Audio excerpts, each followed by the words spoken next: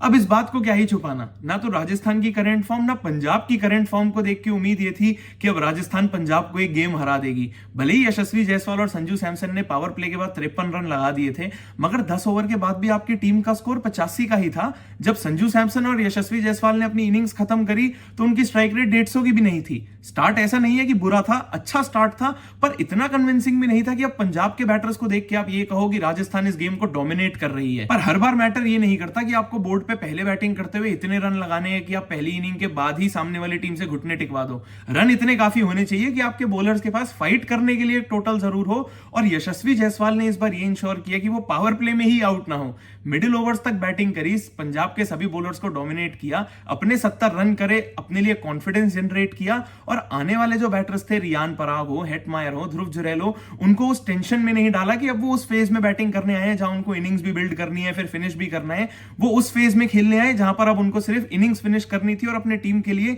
ज्यादा से ज्यादा रन्स बनाने थे। और रियान पराग ने इस बार ये बाखूबी इंश्योर किया कि अगर वो 10 ओवर के बाद ही बैटिंग करने आए, अभी भी इनिंग्स में 10 ओवर बचे हैं, तो वो जब तक आराम से खेलते रहे, अपने आप को सेट करते रहे, जब तक यशस्वी जायसवाल खेल रहे हैं। एक बार जब यशस्वी जायसवाल भी आउट हो गए तो उन्होंने बाकी सारे बैटर्स को अपने अराउंड ही खिलवाया और अपनी इनिंग्स को एक्सेलरेट किया जब इनिंग्स फिनिश होने वाली थी। उससे पहले कोई गलती करके अपनी विकेट थ्रू नहीं करी, और इस बात का ध्यान रखा कि एटलीस्ट राजस्थान 200 रन से ऊपर का टारगेट जरूर बोर्ड पे लगा दे। एक बार जब फर्स्ट इनिंग्स में बैटर इतने रन बना के अपनी टीम के लिए कॉन्फिडेंस लेकर आते हैं तो वो फिर अगली इनिंग में आपके बॉलर्स पे भी रिफ्लेक्ट होता साफ साफ दिखाई देता है। और अब वो राजस्थान के लिए सबसे बड़े पॉजिटिव है कि जोफ्रा आर्चर में इतना ज्यादा दिखाई दे रहा है। जब राजस्थान अपना पिछला गेम चेन्नई को हराकर आई थी 6 रन से, वहां पर भी जोफ्रा आर्चर ने परफॉर्म किया था, और अब इस गेम में भी आते ही पहली बॉल पे प्रियांश आर्या को बोल्ड किया और उसके बाद श्रेयस अय्यर को भी आउट करके राजस्थान को शुरू में ही गेम में सबसे आगे कर दिया था। एक बार जब राजस्थान ने पंजाब के 3 बैटर्स को पावर प्ले में ही आउट कर दिया, पावर प्ले खत्म होते ही उनकी 4 विकेट गिरा दी थी, तो उसके बाद अब पंजाब के लिए बैटर कोई भी हो, वो सिर्फ कैचअप गेम खेल रहे हैं, राजस्थान को इस चेज में पकड़ने की ही कोशिश कर रहे हैं।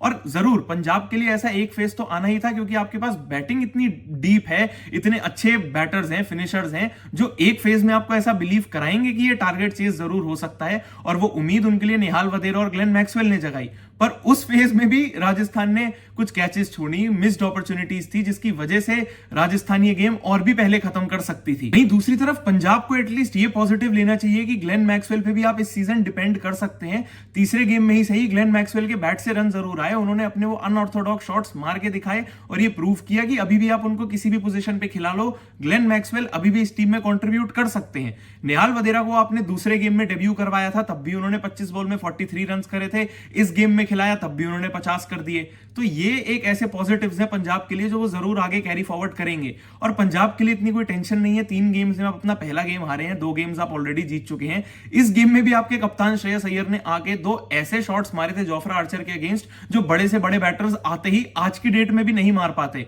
भले ही वो आउट हो गए, चेस को आगे कैरी फॉरवर्ड नहीं कर पाए, टीम भी हार गई, मगर पंजाब को इतनी टेंशन लेने की जरूरत नहीं, क्योंकि एटलीस्ट आपकी टीम के पास वो बैलेंस है कि आप 200 रन अगर कंसीड कर रहे हैं तो आप 200 रन बना भी सकते हैं। दिन में मगर जरूर ऐसा एक गेम हुआ था जहां चेन्नई सुपर किंग्स खेल रही थी, जिनके बॉलर्स 200 रन ऐसे कंसीड कर रहे हैं जैसे उनके बैटर्स तो 250 रन आराम से चेस कर सकते हैं, मगर उनके बैटर्स ऐसे चेस कर रहे हैं जैसे टारगेट सिर्फ 120 का हो। वो दोपहर का गेम मेरे को नहीं पता अभी कितने लोगों के दिमाग में और जहन में बिल्कुल अभी भी छपा हुआ है, बट जब तक विजय शंकर खेल रहे थे सबको देखते हुए फ्रस्ट्रेशन हो रही थी ना कि अपनी 50 रन तो 43 बॉल्स में जाके करे हैं। जब 50 बॉलें विजय शंकर ने खेल रही थी उनके तो 60 रन भी नहीं थे, बट फैक्ट फिर भी यही है कि चेन्नई सुपर किंग्स के लिए जो रन्स विजय शंकर ने 69 बनाए वो तब भी चेन्नई के लिए सबसे ज्यादा थे, और जो रन उन्होंने ये इतने बड़े रन भी सिर्फ 127 के स्ट्राइक रेट पे बनाए, ये पूरे चेन्नई के बैटिंग लाइनअप में अगर किसी ने 10-12 रन भी बनाए हो तब भी ये 127 की स्ट्राइक रेट सबसे ज्यादा ही थी। कल इतना बड़ा विवाद हुआ था कि तिलक वर्मा को रिटायर आउट कर दिया, चेन्नई के पास तो किसी को रिटायर आउट करने का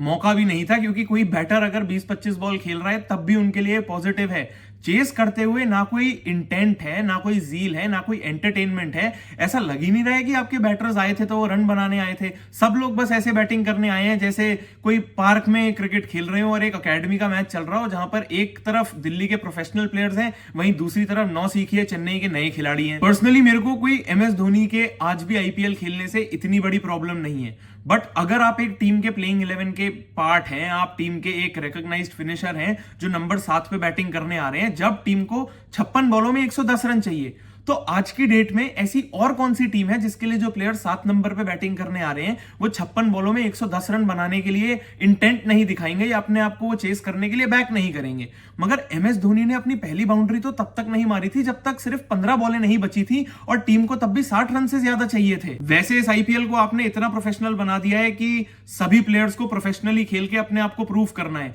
बट एक तरफ ये फ्रेंचाइज है जो शायद सिर्फ अब फैंस को एंटरटेन करने के लिए और उनको प्लीज करने के लिए खेल रही है, क्योंकि इस बात की कोई जस्टिफिकेशन ही नहीं है कि आपके 7 नंबर के बैटर आके वो टारगेट को चेस करने का ट्राई भी नहीं कर रहे हैं। ऐसा भी नहीं है कि अब आप रन रेट बचाने जा रहे थे और उसको डिफेंड कर रहे थे कि 250 रन आप चेस करने निकले हुए हो। टारगेट तो 180 का भी था। आज की डेट में अगर एक प्लेयर तब बैटिंग करने आ रहे हैं जब आपको 60 बॉलों में कुछ 110-20 रन भी चाहिए, तब भी आप अपने आप को बैक करोगे। रिक्वायर्ड रेट तो 12 के आसपास की ही थी, 13 की भी हो 14 की भी हो, तब भी एटलीस्ट आप आके अपनी 10 बॉलों में एक बाउंड्री तो लगाओगे कि लगे कि फैंस को, सामने वाली टीम को, कि कोई कंपटीशन है। बट अगर आप इसी तरीके से चेस करने वाले हो तो आप सिर्फ अपने आप को नहीं, अपनी टीम के फैंस को नहीं, जो लोग क्रिकेट पसंद करते हैं उनको भी डिसअपॉइंट कर रहे हो, क्योंकि ये तो वेस्ट ऑफ टाइम था। दिल्ली के बैटर्स भी तो उसी पिच पर खेलने आए थे जो स्लो थी पर बैटिंग करने के लिए खराब थोड़ी थी। एटलीस्ट दिल्ली के पास एक प्लान था, प्रोफेशनली खेलने आए थे, जीतने भी आए थे, और उसका एग्जांपल केएल राहुल ने दिया। उन्होंने भी कोई बहुत तेज रन तो बनाए नहीं, पर एक प्लान के साथ खेल रहे थे, अपनी इनिंग्स को बिल्ड किया और ये इंश्योर किया कि उन्होंने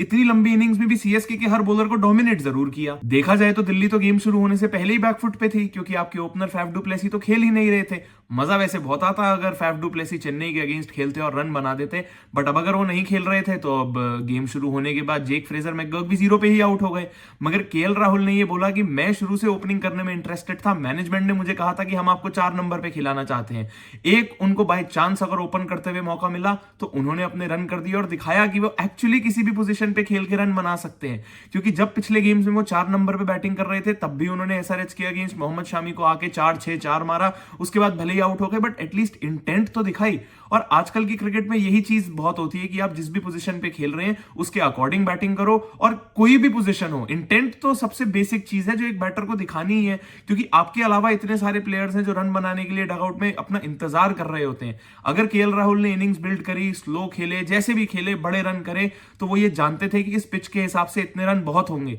क्योंकि आखिर में ट्रिस्टन स्टब्स ने आके भी वो एक्स्ट्रा पुश दे दिया, अपने 24 रन 200 के स्ट्राइक रेट से करे और दिल्ली के लिए परफेक्ट फिनिशर का रोल निभाया। दिल्ली के लिए अब सारे बॉक्सेस टिक होते दिखाई दे रहे हैं, क्योंकि बॉलिंग डिपार्टमेंट पे आपके दोनों fast bowlers Mitchell Starc, Mukesh Kumar नए बॉल से ही पावर प्ले में आपको विकेट निकाल के दे रहे हैं। विपराज निगम जो इतने अच्छे बॉलर लग रहे हैं, वो भी इस टीम में तीसरे स्पिनर हैं जो अक्षर पटेल और कुलदीप यादव के लिए सपोर्टिंग रोल निभा रहे हैं। शुरू के गेम्स में महंगे जरूर थे, पर अब इस गेम में 4 ओवर में सिर्फ 27 रन दिए, शिवम दुबे की बड़ी विकेट भी ली, और उनकी दिलेरी और क्वालिटी इस बात से रिफ्लेक्ट हुई कि शिवम दुबे को एक शॉर्ट बॉल डाली, उन्होंने 6 खाया। अगली बॉल पर भी डरे नहीं कि कोई तेज बॉल डाल रहे हैं या बचने जा रहे हैं, और लूप करके दी, शिवम दुबे को इंटाइस किया बड़े शॉट के लिए और उनको आउट करके दिखा दिया। दिल्ली अब अपने 3 में से 3 गेम्स जीत चुकी है और एक्चुअली बहुत बैलेंस साइड लग रही है, और ये सीजन भी दिल्ली के लिए बहुत ही एक्साइटिंग लग रहा है। वीडियो पसंद आई हो तो लाइक जरूर करना और नीचे कमेंट करके जरूर बताना कि ये डबल हेडर सैटरडे के दोनों गेम्स के बारे में आपके क्या व्यूज थे। चेन्नई सुपर किंग्स यहां से कमबैक कर सकती है या पूरे सीजन बस यही हाल रहेगा? चैनल अगर सब्सक्राइब नहीं किया है तो सब्सक्राइब जरूर करना, क्योंकि मैं तो ऐसे ही हर गेम के बाद आके आपको कंटेंट देता ही रहूंगा, क्योंकि अभी तो बहुत क्रिकेट और बहुत बातें बाकी हैं।